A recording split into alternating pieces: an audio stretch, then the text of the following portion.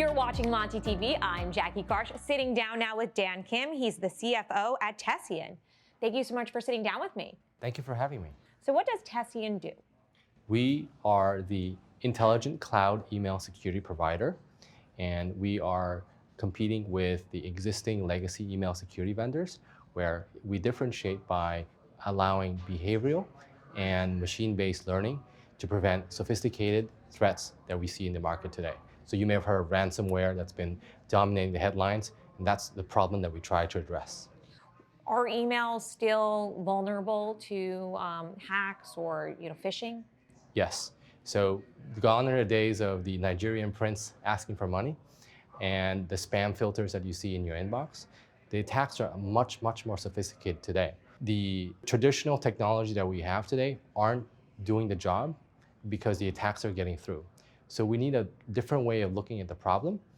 And so what Tessian does is we look at behavioral and analytics base, and we try to set a baseline per individual user. So it's bespoke. We understand what's a normal behavior, what's an abnormal behavior, and we really try to address and prevent threats that way. Is this a B2B or direct to consumer? It's a B2B.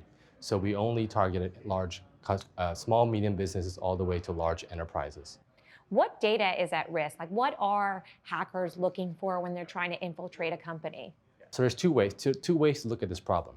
From an inbound perspective, they're looking to get your accounts, credentials, whether it's banking informations or user credentials that are sensitive to the company as an outsider. But think about from an insider perspective too. You don't want sensitive and confidential information to leave the company. So we got to make sure that any data that's sensitive and confidential to the company, intellectual property, code base, etc., doesn't leave the company without making sure that it's heading to the right place. We're just coming off of the pandemic when we were all at home, and now, so many of us are working remotely. How has that affected your business? We've gotten some tailwinds as a result. Security is always going to be a top of mind, especially when you think about the Great Resignation. As employees leave companies, we're starting to see 70% uptick in misdirected emails or data loss. And so we want to make sure that we've gotten so many use cases where it takes a company and security professionals approximately 3 to 4 hours a day, up to 600 hours a month, just understanding and remediating what's lost in the company. That's a lot of time. Yes.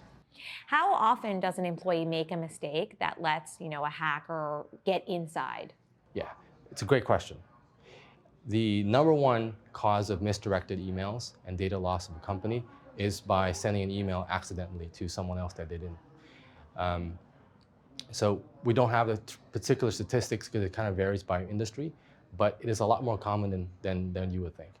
As a matter of fact, we win customers based on, for instance, we had an incident where a large bank, we were able to prevent a $1 million wire fraud, right, based on being able to detect that before it happened. So the tool sort of pays for itself when you encounter those situations. So we're starting to see a lot more. So how does Tessian work?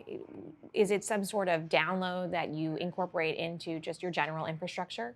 Yes. So as soon as you deploy Tessian, within minutes, it starts to analyze and create a baseline for every single end user, what's a normal behavior and what's an abnormal behavior. And we use historical data, to be able to create that baseline. And after that, every time that a user sends an email or receives an email, it starts to modify and learn and create a more robust model. Based on that, it starts to prevent threats as we see it. And then what's special about Tessian is that it provides a feedback loop directly to the end user as it happens. So you provide in-the-moment security coaching. So it's like building a moat around a castle and protecting the interior. That's correct. Awesome. Well, thank you so much for sitting down with us. Thank you for having me.